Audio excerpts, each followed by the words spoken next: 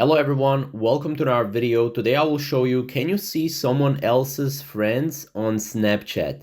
Now, the way this is set up on Snapchat is you can't actually see someone else's friends on Snapchat, but what you can do is Snapchat is actually recommending you the friends from your friends, right? So as you can see here on Quick Add, I can basically see friends from my friends and I can add them, right? So Snapchat will suggest you, for example, I have a couple of friends right here, and Snapchat will suggest me their friends just so I can add them on my friend list, right? As you can see here, basically these are all the friends that are basically friends with my friends, right?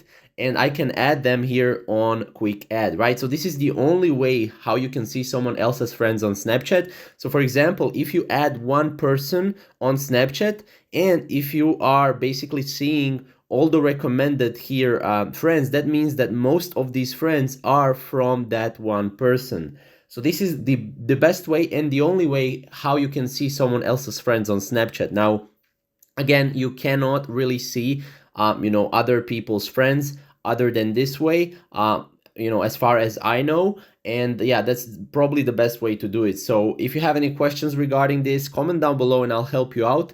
But basically this is how you can see someone else's friends on Snapchat.